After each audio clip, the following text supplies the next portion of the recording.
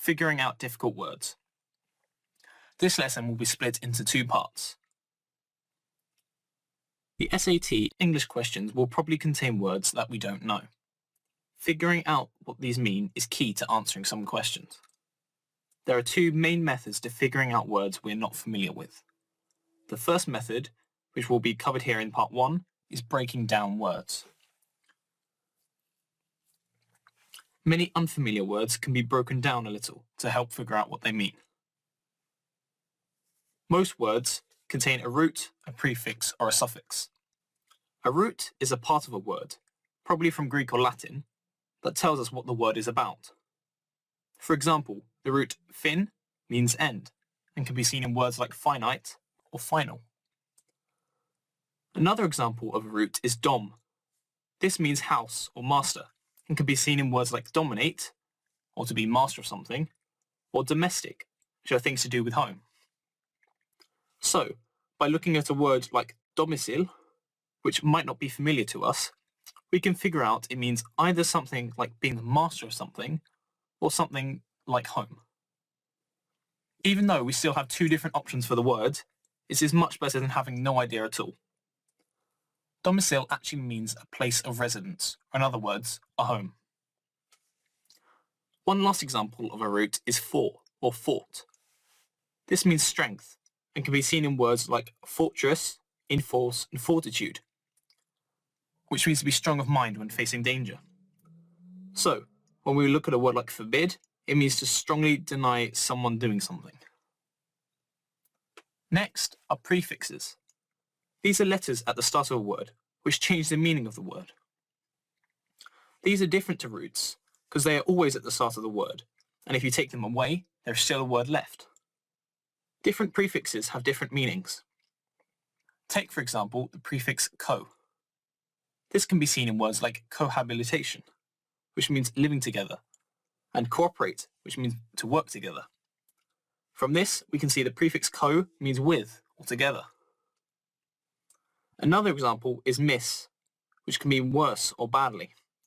It can be seen in words like misunderstand or mistake. So miscount means to count wrongly, and misword is to write or say something wrongly. Another prefix is pre, which means before. This can be seen in words like predict, preclude, or proceed. So we can take the word prefix and figure out it means something to do with before something else, or to put something in before something else.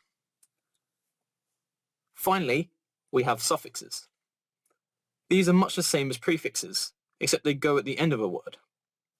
These are less common than prefixes, but they can still be used. For example, the suffix able means capable of being or doing the thing indicated before the suffix. So controllable means able to be controlled, or profitable means able to make a profit from it. The suffix means someone who does something. Examples are words like lover, killer, or teacher. So a sprayer sprays, a hammerer hammers, and a baker bakes.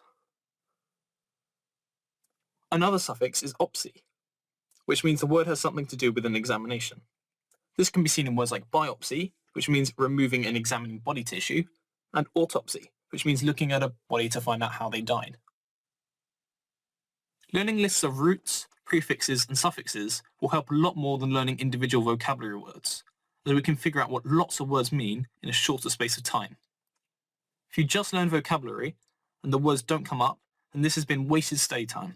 On the other hand, if you learn a root, this can be used to figure out several words you've never heard before, and this will be much more effective.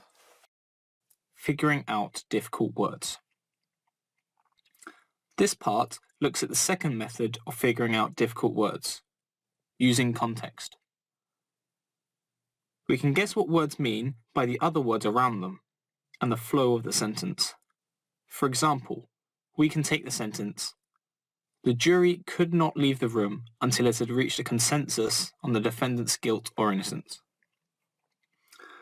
The word consensus here may be unfamiliar, but we can work out what it means. We know the jury must come to an agreement about whether the defendant is guilty or not before they can leave the room. So in this case, we can work out that the word consensus means agreement. There are different types of context clues that we might find. Clue 1 is a definition context clue, where a definition is included in the text. Billy was terrified. He was so afraid of what stood in front of him. The definition of the word terrified is explained in the next part of the sentence. It means really scared or afraid. Clue 2 is a synonym context clue, where another word meaning the same as the first word is included in the text. The path is perilous. Do you think you can handle the dangers along the way?